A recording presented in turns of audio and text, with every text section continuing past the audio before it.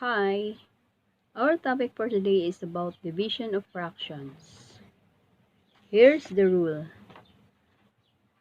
To divide the fractions, take the reciprocal of the second fraction, then multiply. So let's proceed to the problem. Find the quotient. Okay, so the rule is to divide a fraction, take the reciprocal of the second fraction, then multiply. So in number 1, 8 over 12 divided by 7 over 8. Keep the first fraction the same and then change the division to multiplication and take the reciprocal of over 8, which is 8 over 7. Then tingnan natin kung ano yung pwede ma-factor out dito. So 8 at saka 12 ay divisible by 4, so i-factor out natin sila. So 4 times 2 equals 8, 4 times 3 equals 12. So pwede na natin ma-cancel yung 4. So, wala nang pwedeng ma-cancel, kaya i-times na natin. 2 times 8 equals 16, then 3 times 7 equals 21. Our final answer is 16 over 21. Number 2. Keep the first fraction the same, and then change the division to multiplication, and take the reciprocal of 4 over 5, which is 5 over 4. So, wala naman tayong pwede ma-cancel, kaya ita-times na lang natin. 3 times 5 equals 15, 4 times 4 equals 16. Our final answer is 15 over 16. So, number 3, mixed number to. 2 times 2 is 4 plus 1 is 5. Retain the denominator of 2. And then, change natin sa multiplication and division and take the reciprocal of 18 over 4, which is 4 over 18. So, let's check kung ano yung pwede makancel. So, dito may 2. So, dapat may 2 rin sa taas. So, yung 4 ay divisible din sa 2. Kaya, factor out natin siya. Ganun din yung 18 ay divisible by 2. So, factor out natin sila. So, 2 times 2 equals 4. 2 times 9 equals 18. So, ito ay pwede na makancel. Cancel out din yun. So, ang matitira sa numerator ay 5 and then sa denominator ay 9. Kaya ang answer natin is 5 over 9. Number 4. Parehong mixed number. Kaya i-change mo natin siya sa improper fraction. 2 times 3 is 6 plus 1 7 over 2. Then ito, 4 times 8, 32 plus 3 is 35. Retain the denominator of 4. Saka natin i-change yung operation ng division to multiplication. And then, change the division to multiplication and take the reciprocal of 35 over 4, which is 4 over 35. So, ano pwede ma-factor out? 2 tsaka 4 kasi divisible sila by 2. Another one is 7 tsaka 35 ay divisible by 7. Kaya, ipa-factor out natin yung 35. So, yung 4, 2 times 2 is 4. Then, 7 times 5 is 35. Kaya, pwede natin itong i-cancel. And then, itong 2. So, ang matitira sa numerator ay 2. Sa denominator, 5. So, our final answer is 2 fifths. Okay. Number 5.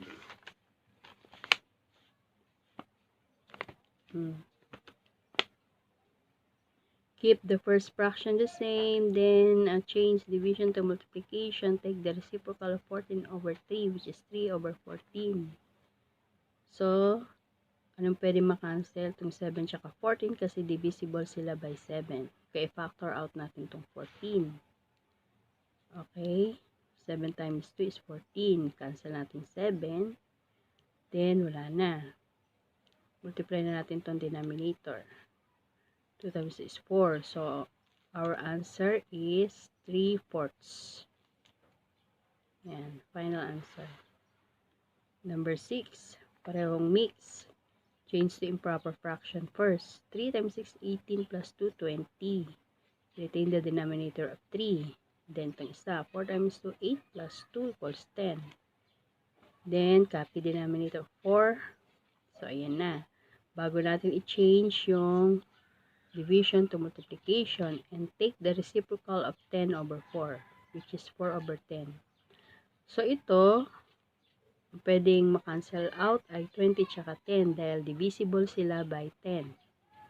Factor out natin 20, which is 2 times 10 is 20. So, wala na.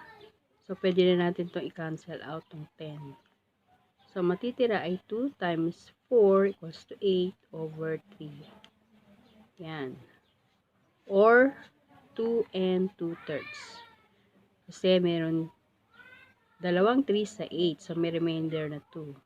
Ito yung remainder niya. Kaya, retain the denominator of 3. So, our final answer is 2 and 2/3.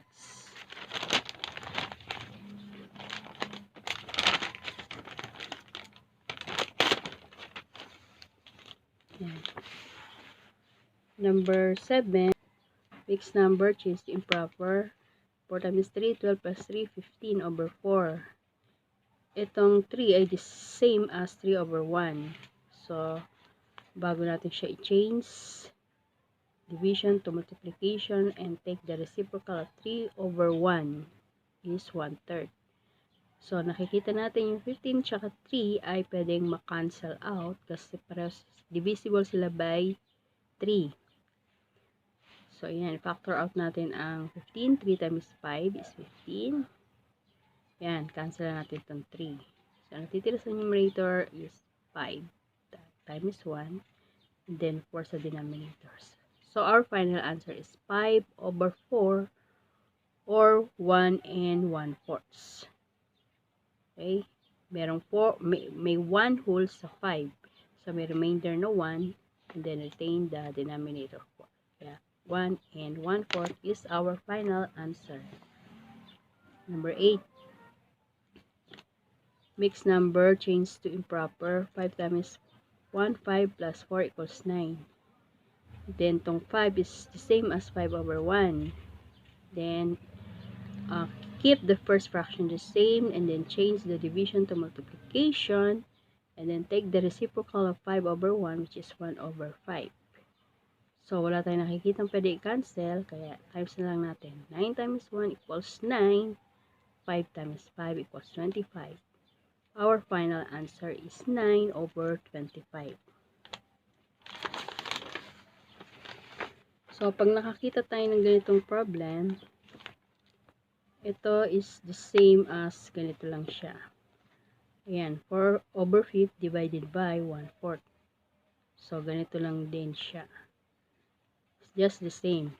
So, ganun pa rin. Keep the first fraction the same. Change the division to multiplication and take the reciprocal of 1/4, which is 4 over 1.